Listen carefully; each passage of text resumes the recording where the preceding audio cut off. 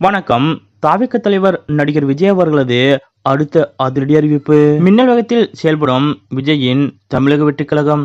இதை பத்தின முழு விவரத்தோட இப்ப நம்ம பார்க்கலாம். தமிழகத்தில் அடுத்த ஆண்டு சட்டசபை தேர்தல் நடைபெற உள்ளது. அந்த வகையில் தேர்தலுக்கு இன்னும் ஓராண்டே உள்ள நிலையில் அரசியல் கட்சிகள் கள நடவடிக்கைகளை தற்போதே தொடங்கிவிட்டன. மக்கள் நல திட்டங்கள், போராட்டங்கள், ஆர்ப்பாட்டங்கள் உட்பட பல்வேறு செயல்பாடுகளை அரசியல் கட்சிகள் மேற்கொண்டு வருகின்றன. அதன்படி புதிதாக ஆரம்பித்துள்ள நடிகர் விஜய் அவர்களது தமிழக வெற்றிக் கழகம் கட்சி மக்கள் மத்தியில் நல்ல வரவேற்பை பெற்றுள்ளது. தினமும் தமிழக வெற்றிக் கழகம் கட்சி குறித்த செய்திகள் தான் சமூக வலைதளங்களில் பேசு பொருளாக மாறி வருகின்றன. அதற்கேற்றவாறு வாரத்திற்கு ஒரு முறையாவது தாவேகா கட்சி சார்பில் பல்வேறு அறிக்கைகளும் பல்வேறு தகவல்களும் வெளிவந்து கொண்டே இருக்கின்றன.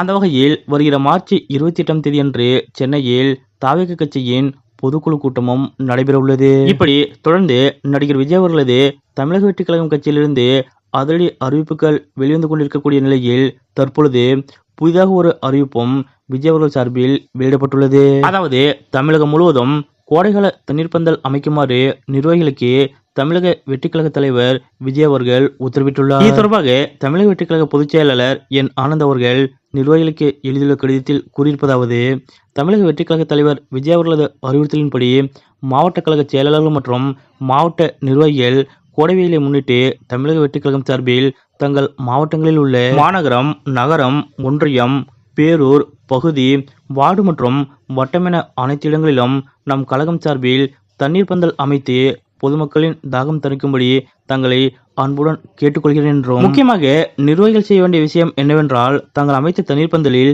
தண்ணீர் உள்ளதா என தினந்தோறும் தவறாமல் கவனித்து செயல்பட வேண்டும் என்றும் அதில் தெரிவிக்கப்பட்டுள்ளது. 2026 சட்டமன்ற தேர்தலை எதிர்கொள்ளும் வகையில் தாவேகா கட்சி தலைவர் நடிகர் விஜய் அவர்கள் தொடர்ந்து அரசியலில் தீவிரமாக செயல்பட்டு வரக்கூடிய இந்த நிகழ்வு பற்றிய உங்களுடைய கருத்துக்கள் என்ன அப்படிங்கிறத மறக்காம கமெண்ட்ல குறிப்பிடுங்க.